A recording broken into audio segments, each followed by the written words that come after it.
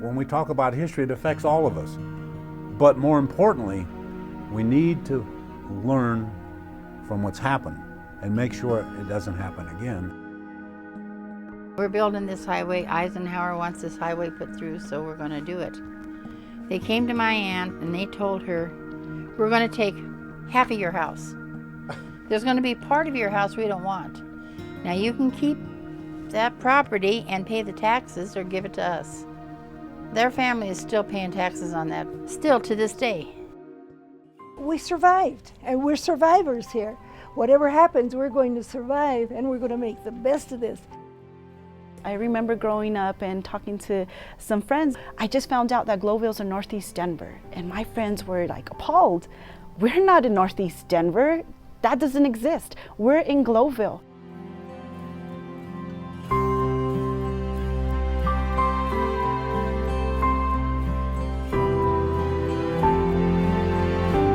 The Globeville, Elyria, Swansea neighborhoods are some of the most culturally rich, diverse, and historic areas of the city of Denver. For decades, people from these communities in the north part of town thrived because they were connected to each other. They could walk to community gathering places, schools, grocery stores, creameries, businesses, and local jobs at the nearby packing houses. In essence, they were the shining example of the sustainable communities we are aiming to build today. But as the packing house industry became more automated, neighborhood people lost their jobs and the local economy and community began to suffer. The turning point came when I-70 was built, and it drove a wedge through these neighborhoods. The Globeville, Elyria, and Swansea neighborhoods were sometimes left to wither on the vine. Hello, I'm Councilwoman Judy Montero, and I've spent several years representing Council District 9. And during those years, I realized sometimes history is only told by those who show up. And the stories of Globeville, Elyria, and Swansea were not being told to my satisfaction and the satisfaction of the neighborhood people. We wanted to change that, and so we brought together residents of these neighborhoods so they could tell their own story of history, perseverance, and pride. We met at Maya's restaurant and talked about family life, the economy, history, the turning points of the neighborhood, the lessons learned, the promises broken, and how we move forward from here. We hope this discussion was just the beginning of documenting our rich history and just the beginning of a new history in the making. It was a good place for kids to grow up. Insofar as the cohesiveness of the neighborhood, and neighbors would watch out for neighbors' kids.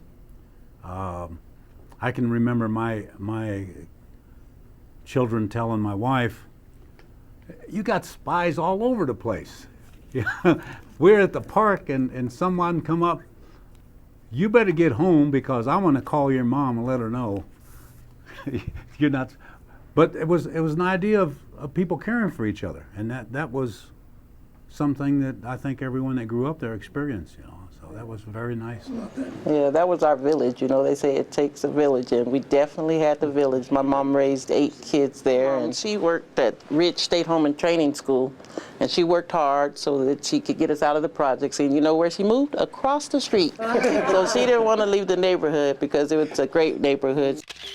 We were married at St. Joseph Catholic Polish Church. The preacher was quite elderly, Father Gazinski, and so he had to hold on to the altar boys to go up the altar.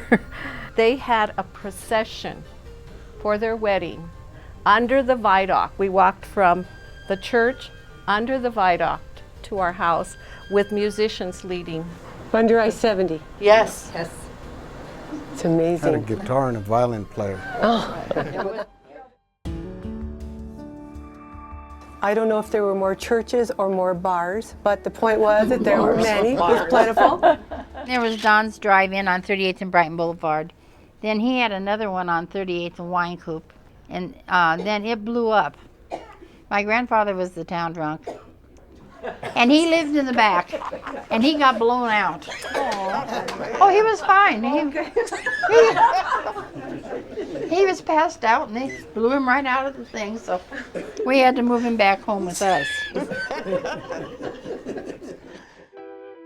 Packing houses were a major employer, also the stockyards. The smells and traffic didn't bother us. It was the smell and sounds of money. My family lived in Elyria and Swansea areas. My father and all his brothers and sisters, they all worked at the packing houses, naturally. Every one of them worked at Armour's, one worked at Cudahy's. We bought a house, the house I'm living in right now, and we financed it through Armour's, and they paid $6,000 for it. My dad worked every day to pay that house off, and I don't remember how long it took us. It seemed like it took us forever to pay. I think it was something like $30. He come home with $30 a week, but we lived fine. We weren't rich, we weren't middle class. We were poor, but we were happy poor. The Livestock Exchange Building, I feel, is one of the very important parts of the neighborhood. There was a bank, lawyers, there was Western Union, and there was a lot of Western supply offices at all the commission companies. The interesting part about each one of these offices was every office there had a spittoon. I don't know where they practiced, but they could sit across the room and they could hit that spittoon. It was unbelievable. And sometimes if there was a special animal that was being sold, you would see the two people that were involved, and they would always end with a handshake. And after the work was all done for the day, then you could look out the window, and here would be a little circle of people out there between the pens, in the alley between the pens, shooting craps. Why are you looking at me? Well known for crap shoots I over think there. there was a lot of dollar bills thrown That's down all on they that ever dirt. And there was a lot of people that worked there, and they were almost all local people. They almost all lived in the neighborhood and raised their families in the neighborhood. I came on the scene about 1961, and I worked for Denver Rendering, and I got to see all the packing houses when they were really going strong. So I got to meet a lot of people in the packing house. I worked for 25 years there. Which one? For Fryer and Stillman's, and they sold out. We went to Capital Packing because they had closed down. They had gone to Greeley. And then they bought it and everything started going automation. Automation, okay. Guttress Food was going full blast back east, and everybody started going down. And I think that's why we lost the packing houses. Because of automation? Automation? Guttress Food. Automation and cheap Yeah. wages too. Yeah. They wanted to cut down on the wages. Definitely. Oh, yeah. Most of the people had to go find another line of work, and they didn't really know. They had to go to different venues. Different skills. Yeah. Different skills. When the packing houses left, the first one to leave was Swift's. They went to Iowa. A lot of people I know went to Iowa, stayed with the packing houses because they didn't know anything else, most of them. 1885. At that time, Colorado was experiencing silver and gold strikes in the mountains. So there was a need for smelters. A gentleman by the name of Edward R. Holden. He started the Holden Smelter, 1885. In 1889, a gentleman by the name of Dennis Sheedy, he acquired the Holden Smelter and incorporated the Globe Smelter. Now, originally Globeville was Holdenville, named after the gentleman that started the Holden Smelter. So when they changed the name and incorporated into the Globe Smelter, they bought land to expand the smelting area, and they bought land south and laid out a village, laid out a whole little town for people that worked at the smelter to live. And the name Globeville came about. Globeville had its own government, had a mayor, a recorder, a treasurer, and a marshal. They had a jail, a city hall, and a water plant on Washington Street around 48th.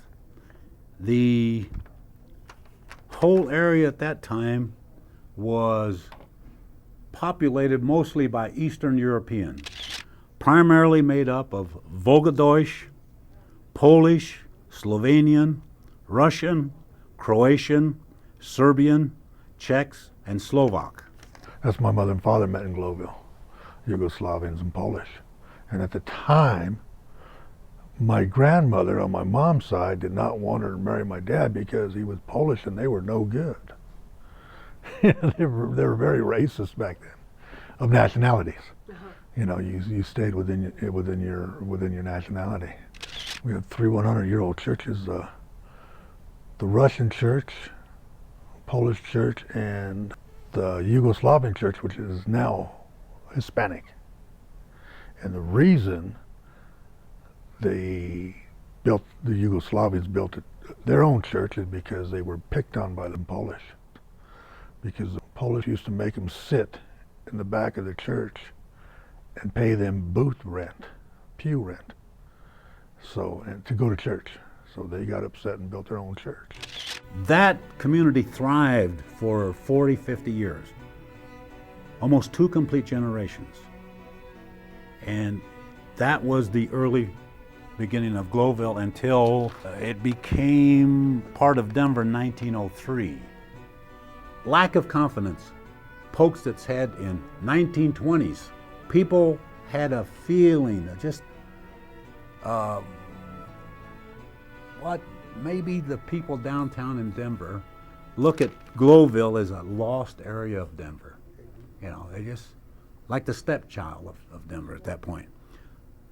That feeling was there, and it took different forms. The closing of the school at Holy Rosary, the closing of the school at St. Joseph, the loss of the institutions. There's a lot of reasons why the smelting companies went out of business, left. A lot of reasons the packing houses, the slaughterhouses left, you know.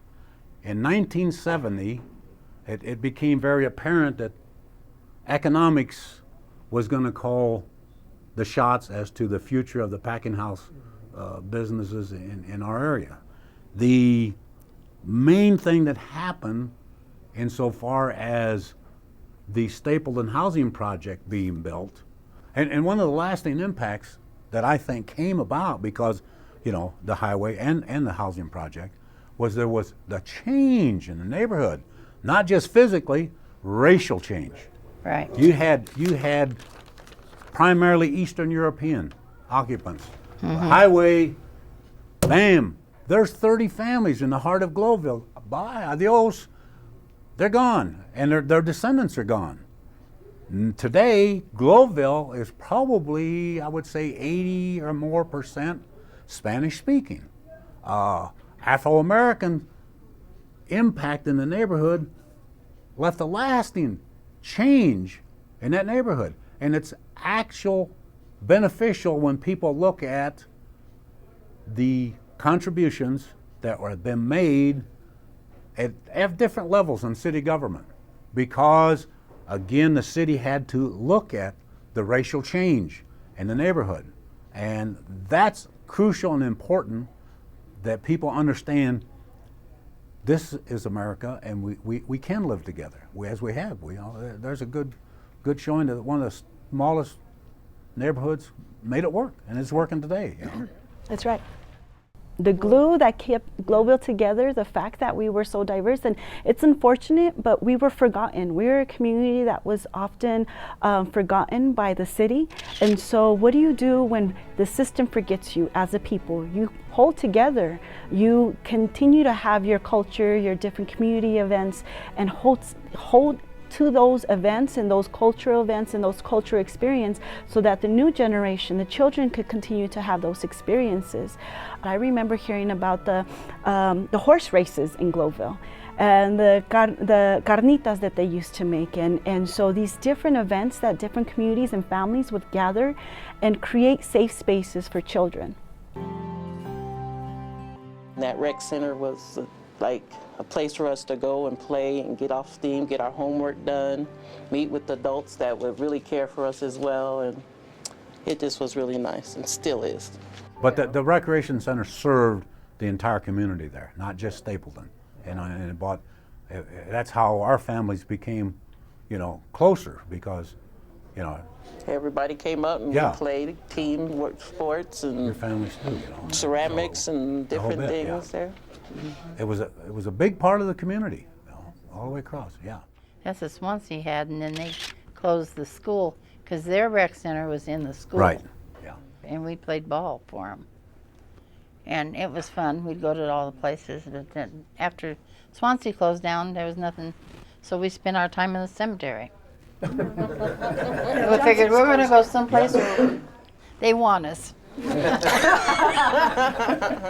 I worked out here in the Stapleton Grove area for 32 years, okay?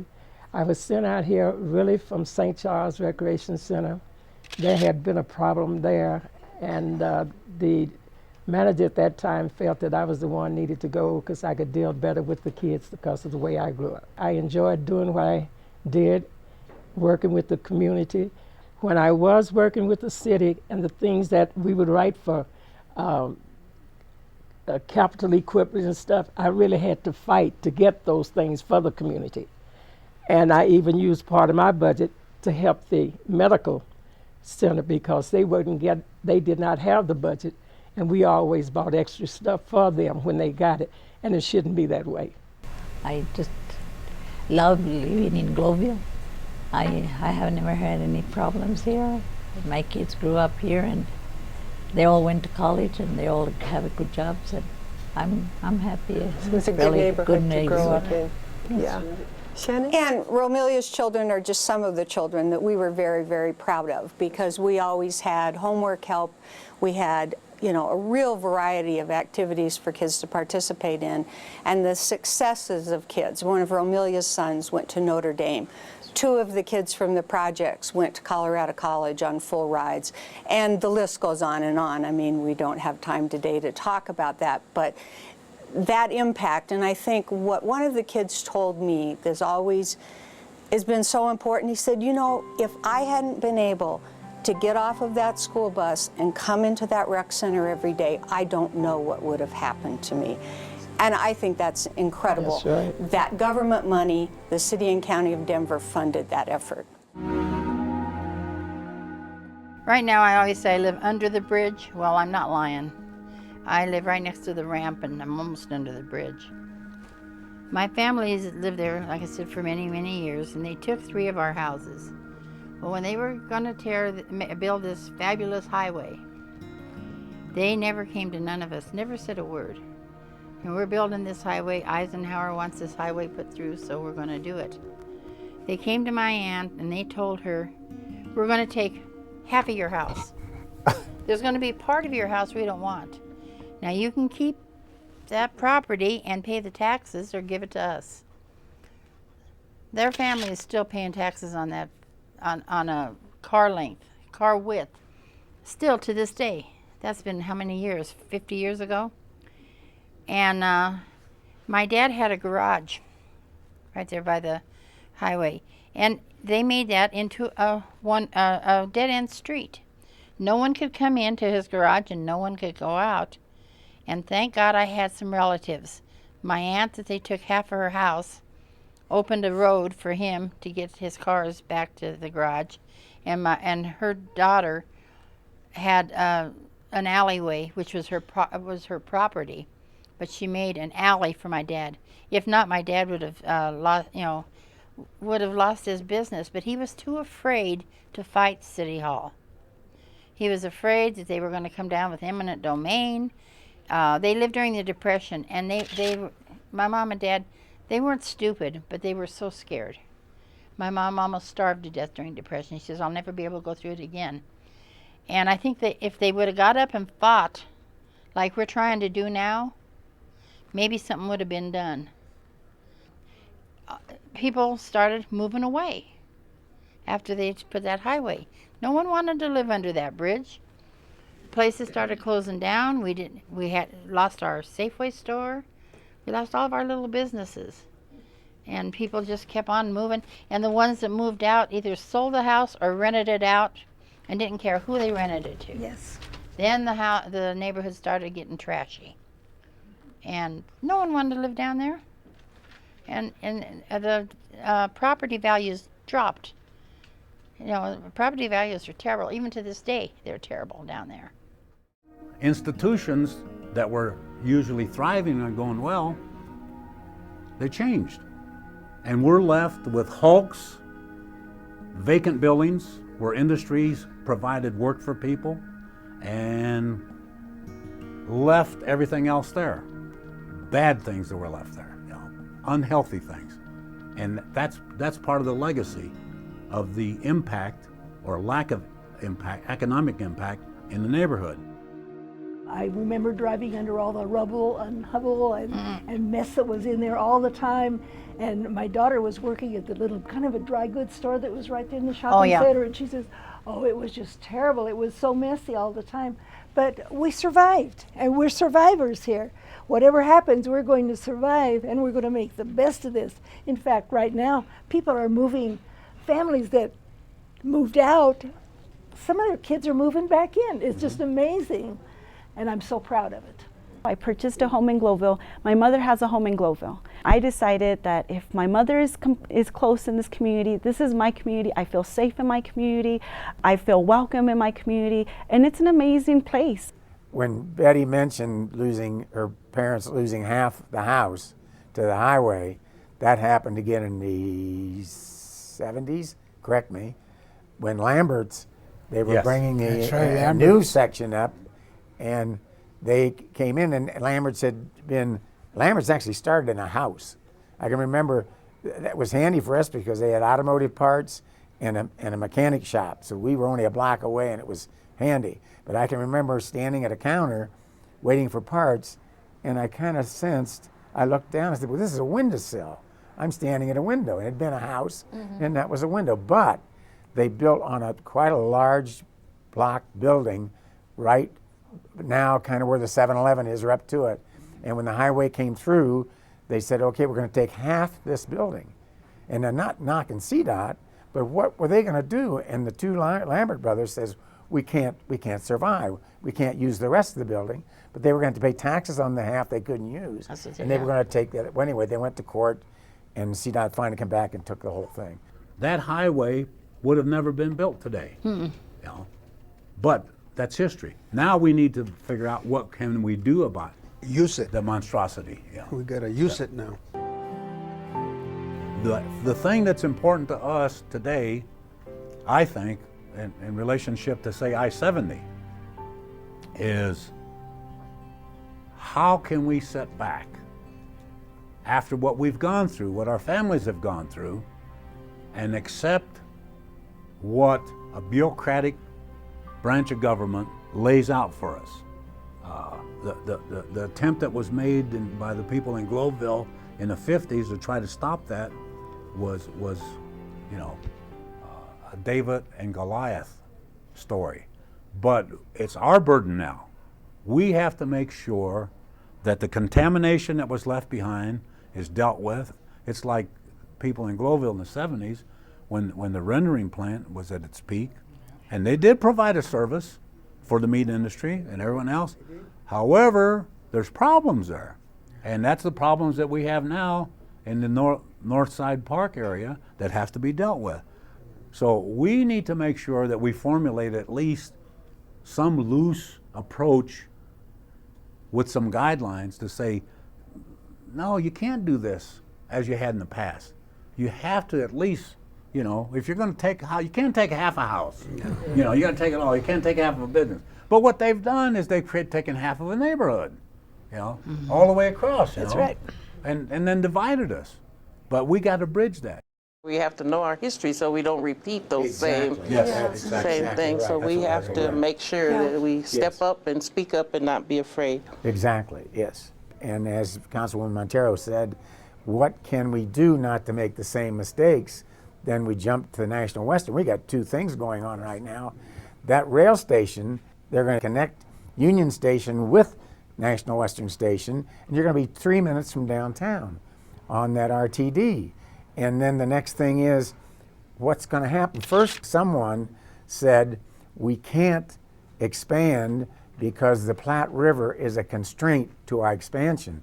And to me, that was a total mistake, because I think that the Platte River should be the center of the National Western Campus. And as I mentioned to Councilwoman Montero, that in San Antonio, they have the river walk, and their stock show, but they're not contiguous. They're not together.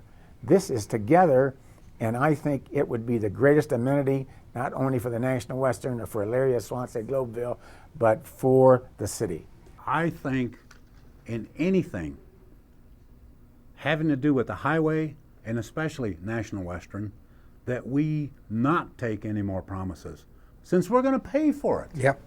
You know, they're going to come to us again and ask them to bail, you know, to foot the bill. But this time, I think we as neighborhoods Yes. need to be prepared and lay things out. 1, 2, 3, whatever it is. Lay it out, and not a demand, just an equitable, fair share of what takes place. That's all. You know, that's people. We're from a working class of people. We've never asked for handouts. We've always worked for what we got. Yeah. But Exactly. since we're paying for this, we need to make sure promises must be kept. No more blank promises. No more blank checks. There have been some people in all three communities that don't or didn't like the National Western. And as John and I were discussing it, he mentioned one of the reasons was that every year when they have the prize cattle sale, they're giving, and the National Western's a nonprofit, and they're nonprofit because they contribute to education. But it seems that all that money goes, because when you watch that Friday night sale, it said here's a 16-year-old kid that had the prize bull that went to the steakhouse and sold for $150,000, and your mouth drops open. And Sean says, well, it went to Oklahoma.